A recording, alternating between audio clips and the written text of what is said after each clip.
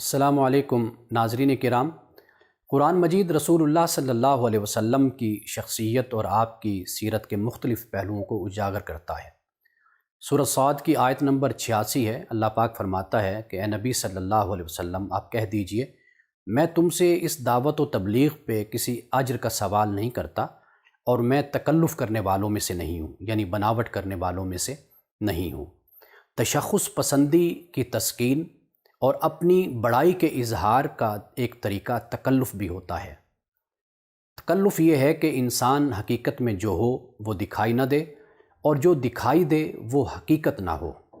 رسول اللہ صلی اللہ علیہ وسلم کی ہم سیرت کا جب مطالعہ کرتے ہیں تو ہمیں معلوم ہوتا ہے کہ آپ نے اپنی زندگی کے جو مختلف پہلو ہیں، جو معاملات ہیں اور جو لین دین ہے اور جو تعلق ہے انسانوں کے ساتھ، ان میں آپ نے ہمیشہ ایک عام شخص کی طرح آپ نے معاملات کو طے کیا۔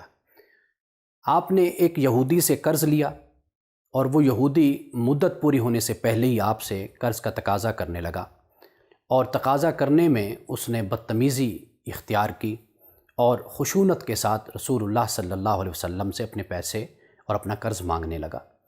حضرت عمر فاروق رضی اللہ تعالیٰ عنہ اس مقام پہ موجود تھے، تو آپ نے غصے سے اس یہودی کو ڈانٹا، تو رسول اللہ صلی اللہ علیہ وسلم نے فرمایا کہ اے عمر، تمہیں یہ چاہیے تھا کہ تم اسے قرض کا تقاضا کرنے کا طریقہ سکھاتے اور مجھے کہتے کہ آپ اس کا قرض ادا کر دیجئے۔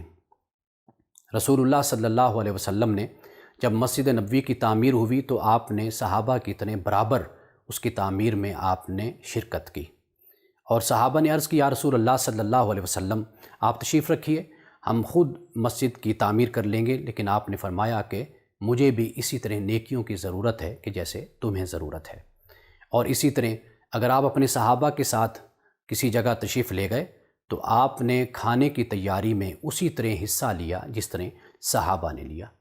رسول اللہ صلی اللہ علیہ وسلم کے ایک صحابی حضرت انس جو آپ کی خدمت میں 10 سال رہے، حضرت انس کہتے ہیں کہ رسول اللہ صلی اللہ علیہ وسلم نے 10 سال میں مجھے کبھی جھڑکا نہیں تھا۔ آپ کے پاس جو غلام بن کر آیا آپ نے اس کو آزاد کر دیا، کبھی بھی آپ نے اپنے کسی خادم کو ملامت اور لعنت نہیں کی تھی، اور آپ نے اپنی زندگی میں کبھی بھی کسی عورت کو، کسی مرد کو، کسی خادم کو آپ نے پیٹا نہیں تھا۔ تو یہ رسول اللہ صلی اللہ علیہ وسلم کی سیرت کا ایک پہلو ہے کہ آپ کی حیات مبارکہ تکلف سے، تصنع سے، بناوٹ سے بالکل پاک تھی۔ اور بڑا انسان اور عظیم انسان وہی ہوتا ہے کہ جو بڑا ہونے کے باوجود بھی عجز کے ساتھ، انکساری کے ساتھ اپنی زندگی کو گزارے۔